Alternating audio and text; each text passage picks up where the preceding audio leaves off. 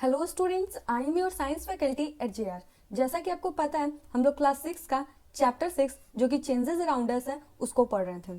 यहाँ पर मैंने एक आपके लिए इमेज लगा के रखी है। ये लाइफ साइकिल है बटरफ्लाई का। यहाँ पर ये बटरफ्लाई है और ये बटरफ्लाई का जो बेबी बटरफ्लाई भी इसको आप बोल सकते हैं वो है।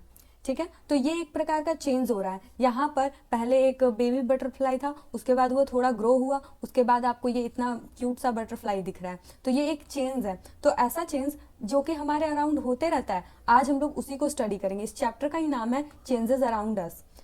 यहाँ पर मैं पहले तो आपको टॉपिक समझा देती हूँ। जैसे कि पहले मैं इंट्रोडक्शन दूंगी, मतलब कि चेंजेस क्या होते हैं, क्या किस तरह के चेंजेस होते हैं, क्या चेंजेस हमारे लिए फेवरेबल होते हैं या नहीं होते हैं, उस टाइप का।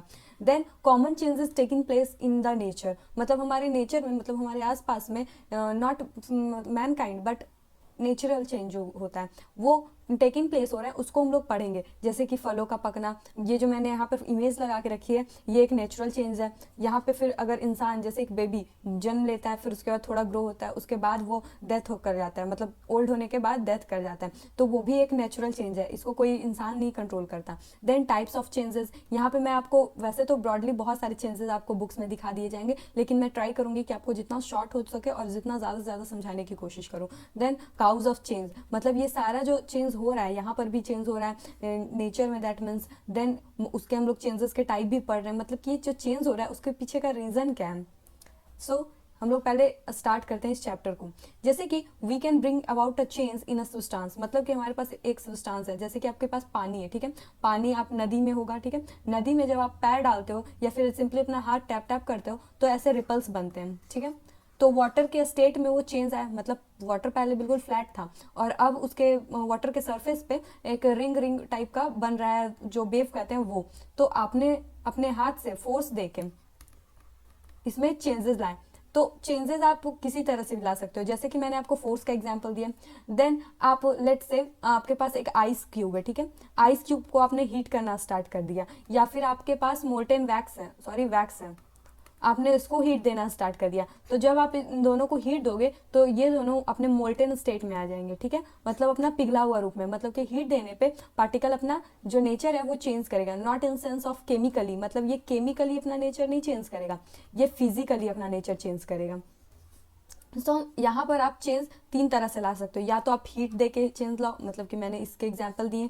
आप फोर्स डालकर भी किसी भी बॉडी में चेंजेस ला सकते हो, या तो फिर सिंपली एक सब्सटेंस को दूसरे में डालकर, जैसे कि आपके पास एक वाटर, ठीक है, वाटर में आपने थोड़ा सा अल्कोहल मिला दिया, तो यहाँ पर जो वाटर का नेचर है, मतलब वाटर के पार्टिकल का नेचर है वो बदलेगा नहीं, मतलब वो केमिकली सेम रहेगा। यहाँ पे अल्कोहल का जो पार्टिकल है उसका भी नेचर बिल्कुल सेम रहेगा, बस ये दोनों एक दूसरे में मिक्स हो जाएंगे और एक जो आपका सोल्यूशन तैयार होगा वो कुछ और तैयार होगा, ना तो वो वाटर होगा ना तो वो कॉन्सेंट्रेटेड अल्कोहल होगा। आप चेंजेस इस तरह से ला सकते हैं। नाउ यहाँ पर जब आप हीट से चेंज लाओगे तो उसके पीछे मतलब कि आपको क्या करना पड़ेगा, उसके पीछे कारण क्या है, ये सारी चीजें। जैसे कि when an object is heated, जैसा कि एक ऑब्जेक्ट है आपके पास, लेट से ये आपका ऑब्जेक्ट है, इसमें कि ये पार्टिकल्स हैं। पार्टिकल्स अगर ये सॉलिड है तो पार्टिकल्स काफी क्लोज होंगे, ठीक है। तो जब आप इसको हीट करते हैं इट गेट अफेक्टेड। अब आपको भी पता है कि आपने जब इसको हीट किया तो ये आप में कुछ ना कुछ आपको इसमें चेंजेस नजर आएंगे।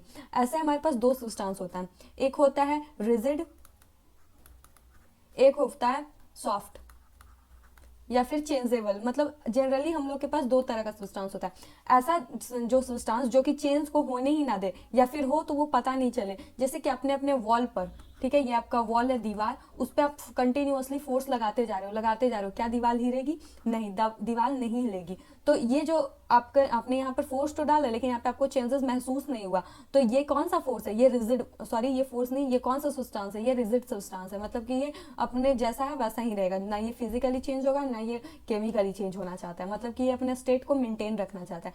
देन हम लोग के पास दूसरा जो होता है वो अनरिजिड या सॉफ्ट, मतलब कि आपके पास जो रुई है उसको आप सिंपली कैसे भी मोड़ दो या कुछ भी कर दो, वो अपना स्टेट, अपना सॉरी स्टेट नहीं, वो अपना जो शेप है, साइज है, तुरंत बदल देती है।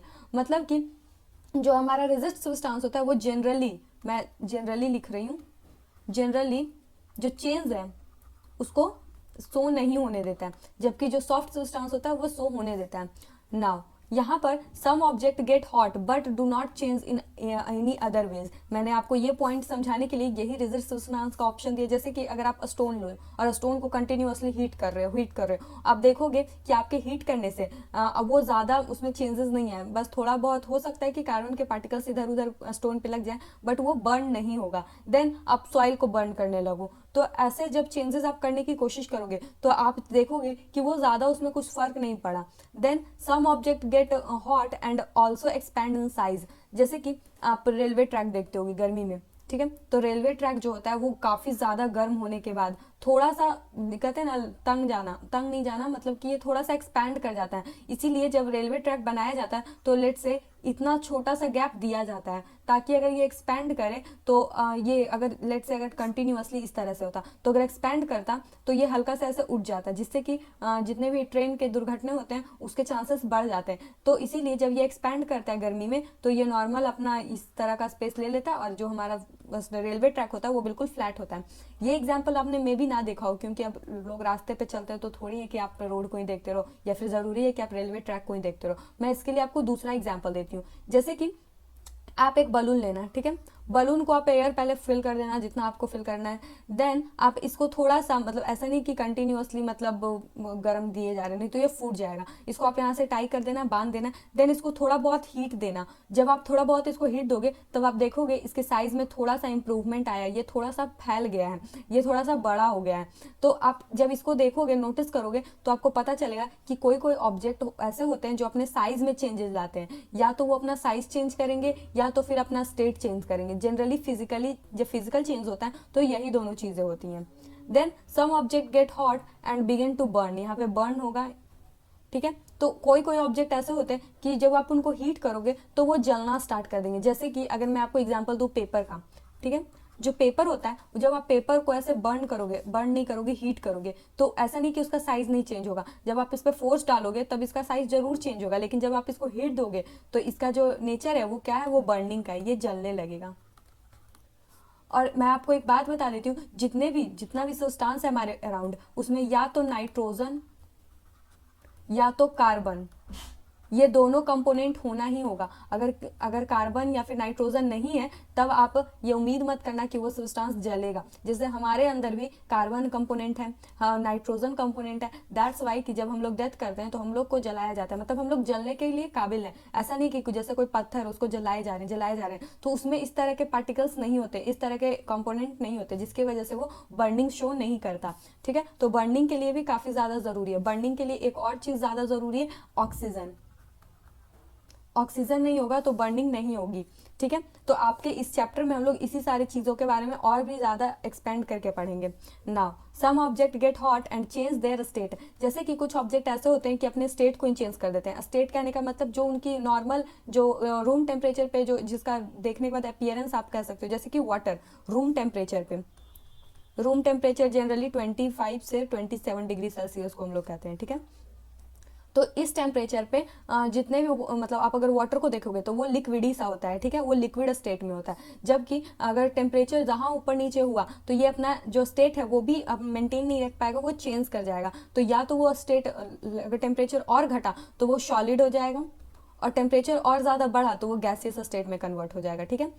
सो यहाँ पर जो ऑब्जेक्ट हैं वो हीट के कारण साइज में चेंजेस ला रहे हैं, स्टेट में चेंजेस ला रहे हैं। कुछ तो ऐसे हैं जो चेंजेस ही नहीं ला रहे हैं और कुछ ऐसे हैं जो डायरेक्टली बर्न हो जा रहे हैं। सो इन सारी चीज़ों को देखकर हमारे पास कुछ पॉइंट निकलते हैं, जैसे कि वाटर के केस में इवापोरेशन और बॉइलिंग, आपने ये दोनों वर्ड कहीं ना कहीं सुना होगा, ये दोनों होता है। जैसे कि अगर आप किसी चीज़ को हीट दे रहे हो तो उसका स्टेट दो प्रोसेस से चेंज हो सकता है, या तो इवापोरेशन से चेंज हो या तो फिर बॉइलिंग से चेंज होगा। इवापोरेशन जो प्रोसेस होता है इसमें लिक्विड जो होता है वो वेपर में चेंज होता है, मतलब कि जो लिक्विड होता है वो गैसियस स्टेट में बदल जाता है। और ऐसा क्यों होता है, जब आप इसको हीट देते हो, ड्यू टू हीट की वजह से इसका स्टेट चेंज हो जाता है, ठीक है। अब यहाँ पर बॉइलिंग में क्या होता है, बॉइलिंग में भी लिक्विड जो है वो वेपर स्टेट में ही कन्वर्ट होता है, लेकिन इसमें जो टेम्परेचर होता है वो फिक्स्ड होता है। जैसे कि मैं यहाँ पे एग्जांपल देती हूँ, ठीक है। यहाँ पे आपके पास एक सूरज है, मतलब अर्थ के पास तो एक ही सूरज है, हाँ, तो यहाँ पे सन है और यहाँ पे आपके पास एक वाटर सरफेस है, मतलब कि एक सरफेस है जहाँ पे कि थोड़ा बहुत पानी है, ठीक है। आपके पास एक रूम है, ठीक है, वहाँ पे आप एक गैस को जला रहे हो, उसमें एक कंटेनर में वाटर लिए हुए हो। तो इसका टेम्परेचर ऐसा नहीं कि सूर्य का टेम्परेचर मतलब कि 100 डिग्री सेल्सियस 200 डिग्री सेल्सियस होगा तभी यहाँ पे एवापोरेशन ऑकर होगा, ऐसा कुछ नहीं है। जबकि वाटर का नेचर है कि वो 100 डिग्री सेल्सियस पे बॉइलिंग स्टार्ट कर देता है। तो जब आप यहाँ पे वाटर डाल के नीचे से हीट दोगे, मतलब कि जब आप इसको हीट दोगे तो जब तक टेम्परेचर 100 डिग्री सेल्सियस तक नहीं पहुंचेगा यहाँ पे बॉइलिंग प्रोसेस नहीं होगी।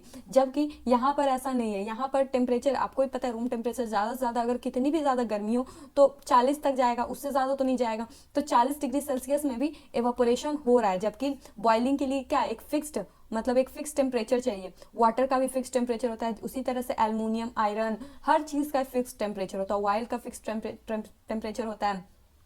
सो यहाँ पर जितनी भी चीज़ें हैं कहाँ गया बॉइलिंग, हाँ बॉइलिंग जो है वो फिक्स टेम्परेचर पे होता है, जबकि एवापोरेशन फिक्स टेम्परेचर पे नहीं होता, ये रूम टेम्परेचर पे होता है। जितना भी टेम्परेचर है वो सब में हो जाता है। आपको ये दोनों टॉपिक फिर से क्लास 7 में पढ़नी है और उसमें आपको इनका डिफरेंस, ये दोनों क्या होते हैं, उसको काफ़ी अच्छी तरह से पढ़ाया जाएगा। अभी आप बस ये जान लो कि ये दोनों जब आप हीट करते हो तो ये दोनों हीट के ही फेनोमेना है। मतलब आप हीट करोगे तो एवापोरेशन और बॉइलिंग ये सारे प्रोसेस आपको विजिबल होंगे, मतलब आप देख सकोगे। देन मेल्टिंग, जब आप हीट करोगे तो जब किसी भी चीज़ को आप हीट दोगे तो या तो वो मेल्टिंग मतलब मेल्टिंग स्टेट में चला जाएगा, मतलब मोल्टेन स्टेट में चला जाएगा, या फिर आप किसी से हीट लोगे तो वो अपना स्टेट सॉलिड में चला जाएगा, मतलब कि वो अपना स्टेट चेंज करेगा। A process in which solid melt to become a liquid, मतलब कि इसमें जो सॉलिड लिक्विड होते हैं इसमें जो सॉलिड होते हैं वो हीट करने पे ऑन हीटिंग जो है वो मेल्ट कर जाते हैं। मतलब कि अगर आप हीट दोगे तो वो मेल्ट हो जाएंगे, उसी को हम लोग मेल्टिंग बोलते हैं। देन फोर्स जो है ये फिजिक्स का टर्म है। फोर्स तो अभी तो आपको नहीं पढ़ना, लेकिन जब आपको पढ़ना होगा तब आप काफ़ी अच्छी तरह से इसको समझ पाओगे, इसीलिए ये टर्म आपको अभी मैं समझा देती हूँ। क्योंकि जब आपको बेसिकली क्लास 6 क्या है, क्लास 6 आपका सारा न्यू टर्म से इंट्रोडक्शन का एक कहते हैं ना क्लास है। मतलब कि इसमें आपको कई सारी नई नई चीज़ें समझाई जाएगी, मतलब कि बहुत सारी चीज़ों का एक कहते हैं ना स्पेसिफिक वर्ड आपको दे दिया जाएगा। जैसे कि आपको बॉइलिंग, एवापोरेशन, मेल्टिंग, फोर्स, ये सब चीज़ें अब आपको अभी से लेके आगे हायर के क्लासेस तक यूज़ होते रहेंगी। तो ये सारे टर्म अभी से आपके माइंड में ऐसे कहते हैं क्लास 6 से ही फिट कर देना, वही किया जा रहा है। A force, a push or a pull acting on a body which tends to change its state of rest or motion is called a force. अब फोर्स को मैं डिफाइन करती हूँ, ठीक है। यहाँ पर यही वाला एग्जाम्पल मैं लेती हूँ, जो यहाँ पर मैं वॉल का एग्जाम्पल दे रही थी। ये जो आपके पास दीवार है इस पर आपने फोर्स लगाया, क्या आपको कोई चेंज दिखाई दी? नहीं। आपने एक तकिया लिया और तकिया पे कंटिन्यूअसली फोर्स लगाना स्टार्ट कर दिया, जिसको पिलो बोलते हैं। पिलो पे आपने फोर्स लगाया तो आपने देखे होंगे कि पिलो जो है कुछ इस तरह से दब गई, ठीक है। तो ये अपना जो स्टेट है वो मेंटेन नहीं रख पाई, मतलब स्टेट नहीं, ये अपना जो शेप है वो मेंटेन नहीं रख पाई। उसी तरह से आप जब बैडमिंटन खेलते हो, क्रिकेट खेलते हो, तो आप जो बॉल होता है, कॉर्क होता है, उस पर फोर्स लगाते हो। जब रेस्ट पे होती है तो आप उसको मोशन पे करते हो, और फोर्स लगा के अगर कोई भी ऑब्जेक्ट मोशन में तो उसको रेस्ट पे लाते हो। तो फोर्स क्या है? तो जनरली एक पुश है और पुल है। जैसे कि आप दीवार नहीं, गेट जो होता है वो रेस्ट में होता है, आप उसको पुश करके मोशन में लाते हो। या फिर जनरली जो आपका टॉय होता है वो तो रेस्ट होता है, लेकिन आप उसको पुल करके खींच के उसको मोशन में लाते हो। जैसे कि जनरली ये बच्चे खेलते हैं, यहाँ पे से एक ये खिलौना है, वैसे तो बलून है लेकिन ये एक खिलौना है, और इसको ये पुल करते हैं, खींचते हैं अपनी तरफ, और बच्चे खुद आगे बढ़ते हैं और पीछे से उनका टॉय रहता है। तो ये पुश और पुल एक तरह का फोर्सिंग है। सो आई होप आपको ये स्लाइड समझ आई। Then changes by applying pressure और फोर्स अभी के लिए आप लोग सेम समझो, लेकिन जब आप आगे पढ़ोगे तो आपको पता चलेगा प्रेशर अलग चीज़ है, फोर्स अलग चीज़ है, लेकिन अभी आप इसको सेम ही समझो। When we apply force to an object, इसके अंदर क्या क्या चेंजेस आते हैं? We can change it shape, मतलब कि हम लोग शेप और साइज को बदल सकते हैं। Air can be compressed, air को हम लोग ऐसे दबा सकते हैं। अगर हम लोग एयर को कंप्रेस्ड करेंगे तो वो लिक्विड स्टेट में चला जाएगा, और अगर उसको और कंप्रेस्ड करेंगे तो वो सॉलिड स्टेट में चला जाएगा। जैसे कि मैं एक एग्जांपल देती हूँ, ये हमारा सॉलिड है, इसके पार्टिकल्स काफ़ी ज़्यादा नज़दीक हैं। ये हमारा लिक्विड है जिसके पार्टिकल थोड़े दूर पे हैं बट स्टिल क्लोज ही है। एक गैस है जिनके एक पार्टिकल को मतलब दूसरे पार्टिकल से कोई मतलब ही नहीं, एक यहाँ पर है तो दूसरा यहाँ पर है, मतलब कोई मतलब नहीं, कोई रिएक्शन नहीं, कुछ भी नहीं। तो यहाँ पर जो सॉलिड स्टेट के पार्टिकल है वो काफ़ी ज़्यादा मतलब क्लोज है। यहाँ पर सॉलिड पार्टिकल के अपेक्षा लिक्विड काफ़ी ज़्यादा दूर है और गैस काफ़ी ज़्यादा दूर है। तो अगर गैस को आप फोर्सफुली, मतलब कि आप इस पार्टिकल और इस पार्टिकल को काफ़ी ज़्यादा फोर्स अप्लाई करके और प्रेशर अप्लाई करके एक दूसरे के पास लाओगे, तो अगर इस पोजीशन तक ले आए तो ये गैस लिक्विड में कन्वर्ट हो जाएगा। अगर आप इससे भी ज़्यादा फोर्स अप्लाई करोगे तो ये सॉलिड में कन्वर्ट हो जाएगा। तो हमारे पास जो चेंज करने का, स्टेट चेंज करने का दो ही मतलब प्रोसेस है। मतलब कि हम लोग या तो प्रेशर को इंक्रीज करें और टेम्परेचर को डिक्रीज करें। टेम्परेचर को डिक्रीज करे, तभी आप दो पार्टिकल को पास ला पाओगे। जैसे कि आपको मैं एक एग्जांपल देती हूँ, आप फ्रिज में वाटर को रखते हो तो जनरली आप क्या करते हो, जैसे कि आपका फ्रीजर होता है उसमें आप वाटर को रख देते हो, लेकिन वो अपना स्टेट चेंज कर देता है, मतलब कि वो लिक्विड में हो जाता है। और आप देखे होंगे कि लिक्विड में नहीं, सॉलिड में हो जाता है। तो सॉलिड में आप कैसे मतलब पता चलता है कि वो सॉलिड में हो रहा है, या फिर उसके पीछे का रीजन क्या है? तो पहला नंबर, वहाँ पे जो टेम्परेचर होता है वो हद से ज़्यादा कम होता है।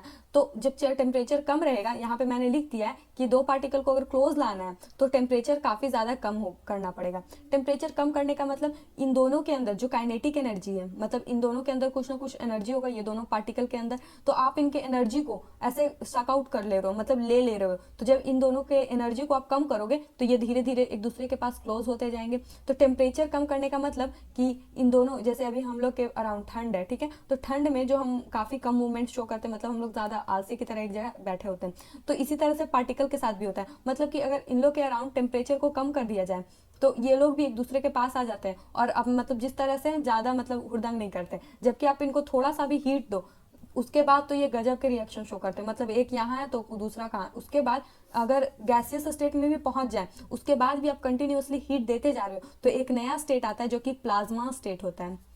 मैं एक फ्लो चार्ट आपके लिए बना देती हूँ। ये हमारे पास प्लाज्मा है, ये हीट देने के बाद, और मतलब हम किसको हीट दे रहे हैं? गैस को हीट दे रहे हैं। गैस को, लिक्विड को अगर हम हीट दें, सॉरी, गैस से अगर हम लोग हीट को सक आउट करें, मतलब ले लें, तो हमारे पास लिक्विड आ जाएगा, और देन हमारे पास सॉलिड आ जाएगा। मैं ये इस चार्ट को बना देती हूँ, अभी याद कर लो या फिर कभी बाद में याद कर लेना। देन यहाँ पर एक और होता है बोस-आइंस्टीन कंडेंसेट। बोस-आइंस्टीन कंडेंसेट मैं शॉर्ट में लिख देती हूँ, जगह भी नहीं है। ये हमारा फ्लो चार्ट होता है। जब आप बोस-आइंस्टीन कंडेंसेट को थोड़ा एनर्जी देते हो तो वो सॉलिड स्टेट में आता है। उसके बाद आप उसको थोड़ा और एनर्जी देते हो तो वो लिक्विड स्टेट में आता है। थोड़ा और एनर्जी देते हो तो गैसियस स्टेट में आता है। गैसियस स्टेट को और एनर्जी देते हो तो वो प्लाज्मा स्टेट में आता है। मतलब कि हमारे प्राचीन टाइम में, जो मतलब एंशिएंट टाइम होता है, उसमें हम लोग के पास 5 स्टेट ऑफ मैटर नहीं होते थे। हम लोग को तो पता नहीं था, हम लोग बस देखते थे अपने अराउंड तो सॉलिड, लिक्विड, गैस, मतलब हम लोग को लगता था बस 3 ही स्टेट ऑफ मैटर है। लेकिन प्लाज्मा और बोस-आइंस्टीन कंडेंसेट, ये दोनों नए, मतलब नए तो नहीं, अभी तो खैर सभी को पता है, लेकिन फिर भी ये दो और नए स्टेट ऑफ मैटर को खोजा गया। Metal can be hammered into a thin sheet. मतलब कि अगर आप मेटल पे फोर्स लगाओगे तो वो क्या होगा, वो अपना जो साइज है वो चेंज करेगा, और वो एक पतली परत में, मतलब पतली शीट में चेंज हो जाएगा। तो मेटल बिल्कुल, ये मैलिएबल प्रॉपर्टी है, आपको भी पता है, इस प्रॉपर्टी को हम लोग मैलिएबल प्रॉपर्टी बोलते हैं। Then elastic can be straight. जैसे कि आपको जो आपका जो रबर बैंड होता है, ठीक है, रबर बैंड को आप जो फोर्स देते हो दोनों साइड से, ये आपका रबर बैंड है, आप इन दोनों साइड से इसको फोर्स दे रहे हो, तो ये अपना साइज किस तरह से चेंज करता है, ये थोड़ा सा और फैल जाता है। या फिर आपके पास स्प्रिंग है, तो आप स्प्रिंग के दोनों अराउंड फोर्स देते हो, तो आप क्या करते हो जनरली, इसके जो साइज है, यहाँ से यहाँ इसका जनरल ओरिजिनल साइज है, तो इसका और साइज आप बढ़ा देते हो, यहाँ से यहाँ कर देते हो, स्ट्रेच कर देते हो, तो ये भी आप फोर्स की वजह से कर पा रहे हो। Then cotton can be spun into a thin thread. यहाँ पे आपको पता है कि आप थ्रेड बनाने के लिए क्या करते हो, धागा बनाने के लिए, तो जब धागा बनता है तो आप बिल्कुल उस पर फोर्स लगाते हो, और पतली पतली कॉटन जो होती है वो तो बिल्कुल इस तरह से होती है, मतलब फैली हुई, उस पर फोर्स डालते हो और उसको पतली थ्रेड में बनाने की कोशिश करते हो। नाउ आपके जो ये दोनों टॉपिक थे वो तो मैंने आपको अच्छी तरह से समझा दिया। Then changing by mixing of other substance, मतलब कि आप दूसरे सब्सटेंस से मिक्स करके, मतलब कि जैसे कि मैंने आपको पहले अल्कोहल वाला एग्जांपल दिया था, उसी तरह का है कुछ। We can bring about a change in a substance by mixing it with another one. मतलब कि हम लोग दूसरे के साथ मिलाकर किसी भी सब्सटेंस में चेंजेस ला सकते हैं। For example, making solution by making water soluble substance in water. मतलब कि जो सब्सटेंस वाटर में मिल सके, घुल सके, उसको हम लोग वाटर में ही मिलाकर एक जो नया सोल्यूशन बनाएंगे वो बिल्कुल नई तरह की होगी, मतलब कि उसमें चेंजेस आएंगे। और जैसे कि यहाँ पे एक वाटर में 10 ml का मिला लूँ, यहाँ पे सॉरी 100 मैंने लिख दिया, 100 ml का ये वाटर है, इसमें आपने 100 ml की अल्कोहल या फिर कुछ भी डाल दी, फेनोफ्थलीन तो नहीं, आपने 100 ml की CuSO4 डाल दी, कॉपर सल्फेट, ठीक है, तो 100 इसका जो स्टेट है वो तो मेंटेन रहेगा, जबकि यहाँ पे जो वॉल्यूम है, वॉल्यूम में इंक्रीजमेंट आएगी। ठीक है, मेरा पेन थोड़ा स्लो चल रहा है। वॉल्यूम में इंक्रीजमेंट आएगी, मतलब कि पहले 100 ml था, अब यहाँ पे 200 ml, जगह भी ज़्यादा लिया जाएगा। ऐसा ही चेंजेस आपको विजिबल होगा, मतलब कि ये सारे चेंजेस आपको दिखाई पड़ेंगे। Then metal can expand on heating and contract on cooling, मतलब कि मेटल का ये प्रॉपर्टी है कि जब आप उसको हीट दोगे तो वो एक्सपेंड करेगा। आपको मैंने पहले ही एग्जांपल दिया था कि मतलब बताया था कि किसी भी चीज़ को हीट करोगे तो उसमें एक चेंजेस इस तरह के भी आ सकते हैं कि वो एक्सपेंड करे। आपने जितने भी पहले तो खैर रथ चलते थे तो रथ का जो चक्का होता था वो लकड़ी का होता है, ठीक है। तो लकड़ी का ये लेट से आपका चक्का है, तो इस चक्के को ज़्यादा दिन तक टिकाऊ बनाने के लिए, मतलब कि ऐसे अगर लकड़ी का चक्का है वो गोल गोल घूमेगा तो जल्दी घिस जाएगा। तो अगर हम लोग इसके ऊपर मेटल की प्लेटिंग कर दें, मतलब आयरन का या फिर एल्युमिनियम का, वैसे तो पहले राजा महाराजा सोने की भी प्लेटिंग करवा देते थे, लेकिन खैर हम लोग अब इतने अमीर भी नहीं है। तो यहाँ पर जितने भी एल्युमिनियम की प्लेटिंग करवा लो या फिर आयरन की, तो उसको कैसे करोगे आप? तो पहले आप इस मेटल को कंटिन्यूअसली हीट करोगे। आप एक गोल सा मेटल लोगे, उसको आप हीट करोगे, ये मेटल क्या होगा कि थोड़ा एक्सपेंड कर जाएगा। लेट से इतना एक्सपेंड किया, आप इसमें फटाक से चक्के को डालोगे, मतलब काफ़ी सावधानी से ये किया जाता था, पहले लोग करते थे। तो इस चक्के को जब आप इसमें डालोगे तो ये अपना इसके अंदर काफ़ी अच्छे से फिट हो जाएगी। देन आप इसके ऊपर कंटिन्यूअसली पानी डाल दोगे, ठंडी पानी, मतलब बिल्कुल ठंडा ठंडा सा पानी आप डाल दोगे। तो जैसे ही आप इसको पानी डालोगे ये मेटल जो है वापस से श्रिंक कर जाएगी, मतलब सिकुड़ जाएगी। तो इसी को हम लोग कॉन्ट्रैक्शन बोलते हैं। जो कॉन्ट्रैक्शन प्रोसेस होता है इसमें ये जो लेयर होता है, जो लेयर नहीं मेटल जो होता है जनरली सिकुड़ सा जाता है। यहाँ पे मैंने दोनों की डेफिनेशन लिख दी है, मैं एक बार इसको पढ़ देती हूँ। अ process in which an object become smaller, यहाँ पे भी आपने देखा कि ऑब्जेक्ट जो है वो अपने साइज से छोटा हो गया, और श्रिंक मतलब सिकुड़ जाना, स्मॉलर मतलब छोटा हो जाना, इज कॉल्ड कॉन्ट्रैक्शन। मतलब कि कॉन्ट्रैक्शन प्रोसेस में आपको ही पता है कोई ऑब्जेक्ट छोटी हो जाती है। एक्सपेंशन जो प्रोसेस होता है, process in which an object become bigger in size, मतलब कि साइज में कोई भी ऑब्जेक्ट होता है वो बड़ा हो जाता है। जैसे आपने इसको हीट दिया तो ये अपने साइज में बड़ा हो गया, that is metals expand on heating. Metal को आपको भी पता है हीट करने पे वो एक्सपेंड करता है। ये मैंने पॉइंट आपको जो लिखवाया है ये काफी ज्यादा इंपॉर्टेंट है, भले ही आप नीचे के 2 पॉइंट भूल जाना बट ये वाला मत भूलना। नाउ केमिकल चेंज, आप इस चैप्टर को मतलब जब मेरा लेक्चर स्टार्ट कर रहे होगे तब ये एक्सपेक्ट करके स्टार्ट की होगी कि मैं केमिकल चेंज और फिजिकल चेंज को आपको बताऊं, लेकिन मैंने इतनी जो आपको समझा दी राम कथा वो भी इंपॉर्टेंट थी। इस चेंज को समझाने के लिए आपको वो सारी चीज़ें भी जानना ज़रूरी थी। नाउ केमिकल चेंज क्या होती है?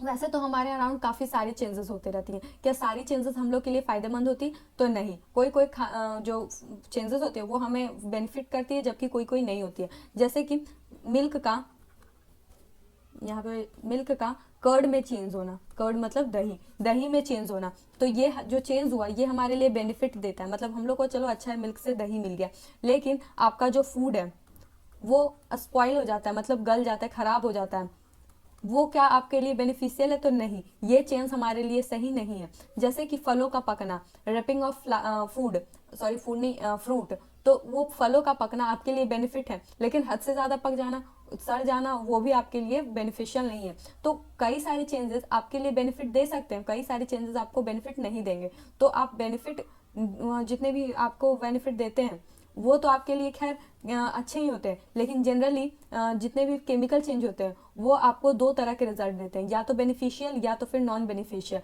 जबकि फिजिकल चेंज आपको ना तो उससे कोई खास बेनिफिट होता है, मतलब ठीक है आप अपने सहूलियत के अकॉर्डिंग उसका जो फिजिकल अपीयरेंस है वो चेंज कर करके आप उसको यूज़ करते हो।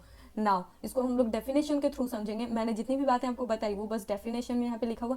These change are the changes in which chemical properties of substance change and new substance is formed. For example cooking of food.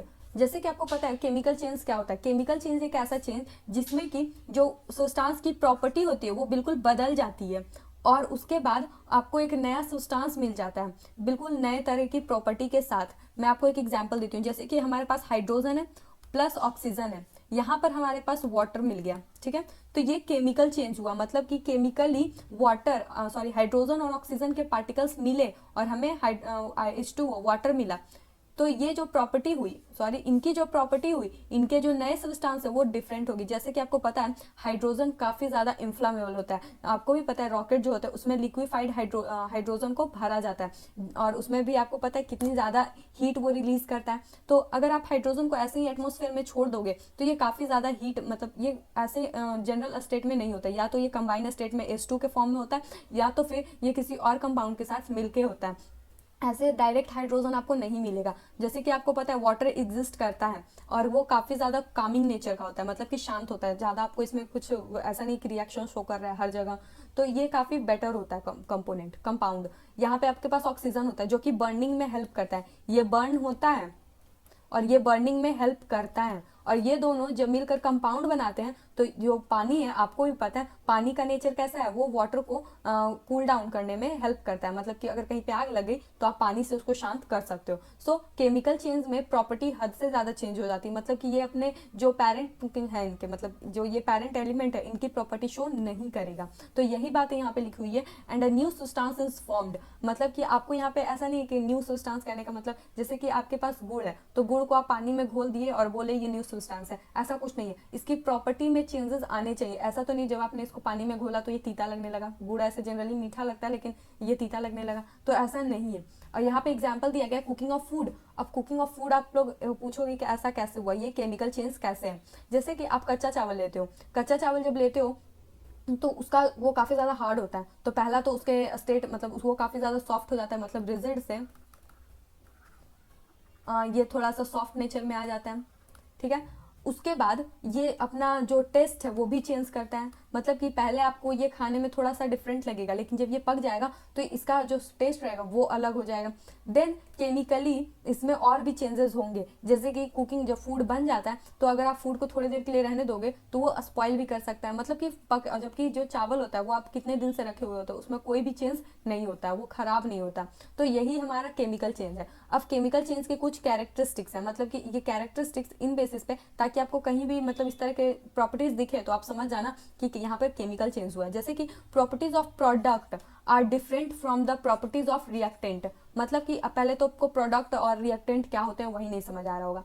तो हमारे पास ये जो एग्जांपल है केमिस्ट्री में, जनरली ये जो चैप्टर है ये तो केमिस्ट्री का चैप्टर है जैसा कि आपको पता है, तो हमारे पास दो चीज़ें होती हैं। जैसे कि आपको भी पता है कि केमिस्ट्री है तो यहाँ पे तो हमेशा रिएक्शंस होते ही रहेंगे। तो ये जो हमारा H+O2, सॉरी H+O, मतलब यहाँ पे O2 आप अभी मत समझो, आप डायरेक्टली हाइड्रोजन और ऑक्सीजन समझो, ये दोनों कंबाइन करके आपको H2O दिए, ठीक है। तो ये आपका क्या है, रिएक्टेंट है जो कि रिएक्शन में पार्टिसिपेट कर रहे हैं ये दोनों, और ये हमारा प्रोडक्ट है, मतलब कि जब रिएक्शन के बाद जो हमें मिलता है वो हमारा प्रोडक्ट होता है। तो रिएक्टेंट इसी को बोलते हैं, प्रोडक्ट हम लोग जब आपका रिएक्टेंट कंबाइन करके एक न्यू सब्सटेंस बनाता है उसको हम लोग प्रोडक्ट बोलते हैं। तो जो प्रॉपर्टी होती है प्रोडक्ट की, मतलब कि जो इसकी प्रॉपर्टी होगी वो अपने जो रिएक्टेंट है उससे डिफरेंट होगी। Now most of the chemical change are irreversible, मतलब कि हमारे अराउंड जितने भी केमिकल चेंज होते हैं 95% इवन 97% जो रिएक्शंस होते हैं वो इरिवर्सिबल होते हैं, मतलब कि आप उसको वापस नहीं कर सकते। जैसे कि आपने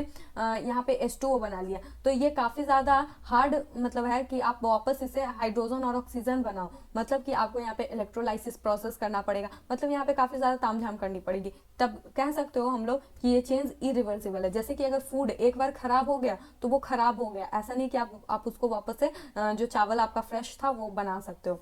then These changes always result in energy change। अब ये टर्म काफ़ी ज़्यादा इंपॉर्टेंट है, जो यहाँ पे चेंज है, these change always result in energy change, मतलब कि ये जो चेंजेस होते हैं ये आपको भी पता है कि एनर्जी में डिफरेंस आ जाती है। जैसे कि मैं आपको कैसे समझाऊं, जैसे केमिकल चेंज है, ठीक है, यहाँ पे हाइड्रोजन है, मतलब कि यहाँ पे मैं आपको हाइड्रोजन के मॉलिक्यूल्स लेके दिखाती हूँ जो हमारे एटमॉस्फेयर में प्रेजेंट है, ठीक है।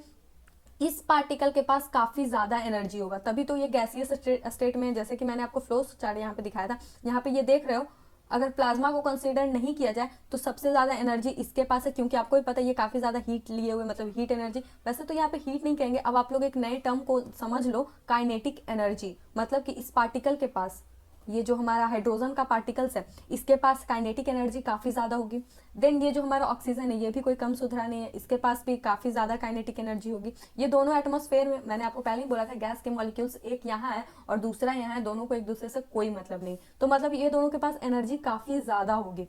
देन जब ये दोनों कंबाइन करके जो नया कंपाउंड बनाए हैं वो किस तरह से बनाए होंगे, वो हाइड्रोजन भी मतलब इस तरह से ऑक्सीजन से बात किया होगा कि चलो हम भी अपना एनर्जी थोड़ा बहुत रिलीज करते हैं, तुम भी अपना एनर्जी थोड़ा बहुत रिलीज करो, और हम लोग दोनों जो टेम्परेचर है वो तो कम है ही और प्रेशर हम लोग पे लग ही रहा है, तो हम लोग धीरे धीरे क्लोज आके एक नया कंपाउंड बनाते हैं। तो कंपाउंड जब बनता है तो यहाँ पे एनर्जी में काफ़ी ज़्यादा डिफरेंस हो जाता है। इन दोनों पार्टिकल का जो एनर्जी है अगर इसको आप कैलकुलेट करोगे और ये जो कंपाउंड बना है इस कंपाउंड का जो एनर्जी है वो आप देखोगे, तब ये आपको पता चलेगा कि जो एनर्जी है वो हद से ज़्यादा डिफरेंस है। मतलब कि ये जो है पहले मैं आपको एक एग्जांपल देती हूँ, कोई भी पार्टिकल क्यों आप मतलब कंबाइन करेगा, अपने आप को स्टेबल बनाने के लिए, स्टेबल बनाने के लिए। और कोई भी चीज़ जैसे कि आपके पास कम पैसे होते हैं, मतलब कि आपके पास कोई 1 रुपया भी नहीं है, तो आप बिल्कुल चुपचाप से घर में शांति से बैठे हुए रहोगे। जब आपके पास 100 रुपये होंगे तो आप ज़्यादा उछल कूद करोगे, आप बार बार मार्केट जाओगे, मार्केट से बाहर आओगे, मतलब घर आओगे। तो अगर आपके पास एनर्जी ज़्यादा होती है तो आप ज़्यादा उछल कूद करते हो, आपके पास एनर्जी कम होती है तो आप बिल्कुल स्टेबल होते हो, शांत होते हो। तो उसी तरह से कंपाउंड का भी है। जब कोई जो रिएक्टेंट होता है, रिएक्टेंट ये दोनों तो हमारा रिएक्टेंट साइड है, तो जब हमारा जो रिएक्टेंट होता है वो उसके पास ज़्यादा एनर्जी होता है तो वो अपने आप को स्टेबल करने के लिए अपने एनर्जी को कम करता है। और जब आप प्रोडक्ट के एनर्जी को देखोगे तो ये बिल्कुल स्टेबल होता है, क्योंकि प्रोडक्ट तभी फॉर्म होता है जब दो पार्टिकल अपने आप को बिल्कुल ऐसा फील करते हैं कि नहीं अब हम लोग स्टेबल हैं, अब हम लोग अपने लोअर एनर्जी स्टेट में हैं। लोअर एनर्जी स्टेट, ये टर्म आपके लिए काफ़ी ज़्यादा इंपॉर्टेंट है। Kinetic energy, lower energy state, reactant and product, ये सारे जो वर्ड हैं आप कहते हैं दिमाग में बिल्कुल फिट कर लो, क्योंकि अब यहाँ से केमिस्ट्री आपकी थोड़ी हार्ड होनी है, स्टार्ट हो गई है। आपको ये सारी चीज़ें अपने दिमाग में रखनी पड़ेगी। Then physical change, physical change यहाँ पे these are the change which only physically property of a substance changes, मतलब कि फिजिकल प्रॉपर्टी, जैसे कि physical property smell, physical property जो होती है वो या तो स्टेट चेंज होना, शेप एंड साइज चेंज होना, यही सब में चेंजेस आएगी। And no new substance is formed, मतलब कि वहाँ पे कोई भी न्यू सब्सटेंस फॉर्म नहीं होगी। तो आप इस तरह के चेंजेस में समझ जाना है कि वो फिजिकल चेंज है। फिजिकल चेंज हमारे अराउंड होते रहती है, आपको बहुत सारे एग्जाम्पल्स दे सकती हूँ मैं।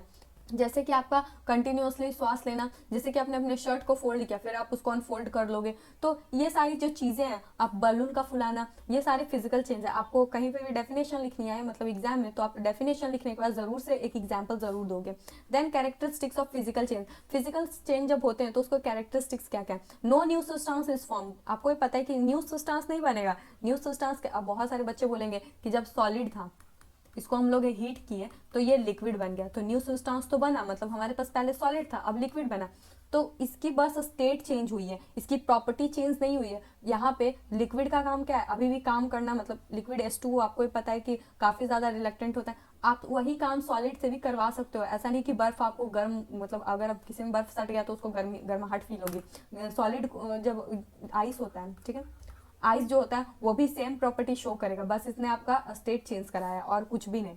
Product are identical to the reactant, मतलब कि आइडेंटिकल कहने का मतलब सेम इन ऑल रेस्पेक्ट, पर ये स्टेटमेंट थोड़ा सा यहाँ पे, क्योंकि आइडेंटिकल टर्म जो यूज होता है, आइडेंटिकल कहने का मतलब सेम इन ऑल रिस्पेक्ट, मतलब कि डिक्टो जिसको आप लोग बोलते हो, तो ऐसा बिल्कुल भी नहीं, डिक्टो तो नहीं होता, मतलब बिल्कुल सेम टू सेम नहीं होता, थोड़ा बहुत चेंजेस आपको, क्योंकि अगर डिक्टो होगा तो चेंजेस ऑकर ही कहाँ होगा, मतलब आपको पता ही नहीं चलेगा कि चेंज हुआ कि नहीं हुआ, ना केमिकल हुआ ना फिजिकल हुआ, क्या हुआ कुछ पता ही नहीं चलेगा।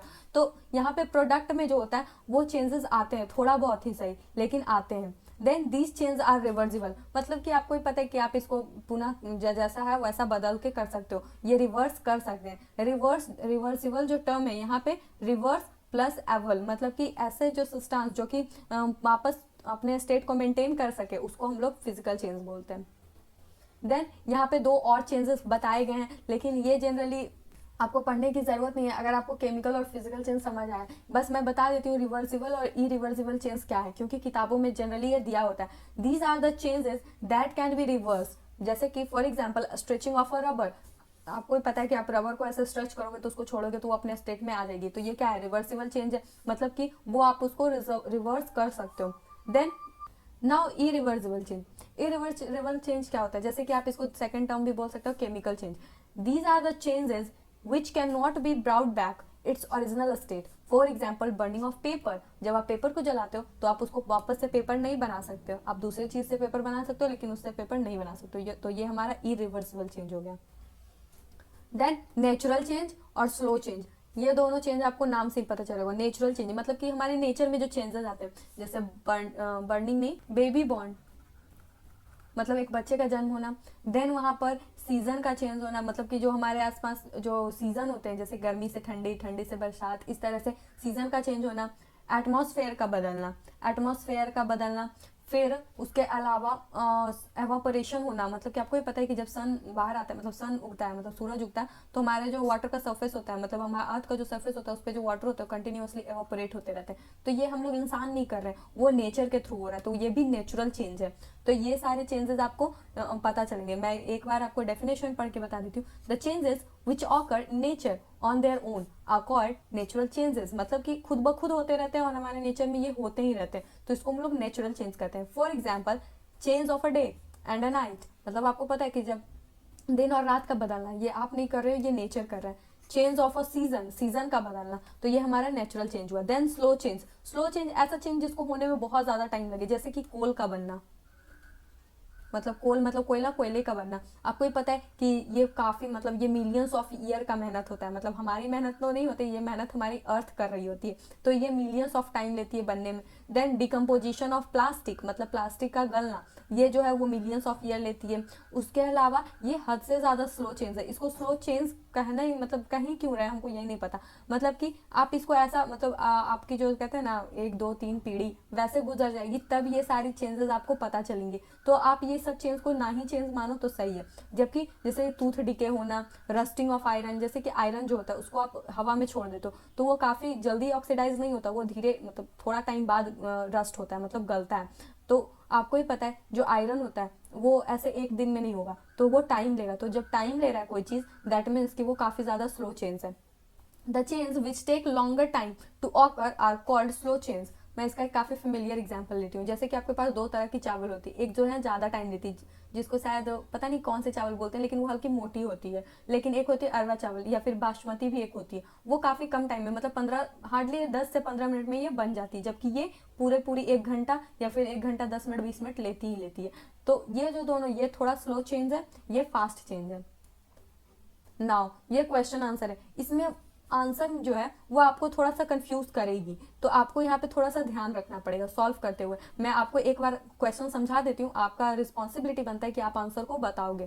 पहला question, to walk through a water logged area. Water logged area क्या होता है? वाटर लॉक्ड मतलब कि ऐसा एरिया जहाँ की पानी जम गया हो। You usually shorten the length of your dress by folding it, मतलब कि जो आपका ड्रेस जो भी कुछ भी आप पहने हुए होते हो आप उसको मोड़ लेते हो। अगर आप नदी में भी जाते हो तो आप आपने जो भी पहना हुआ होता है उसको आप थोड़ा सा फोल्ड कर लेते हो।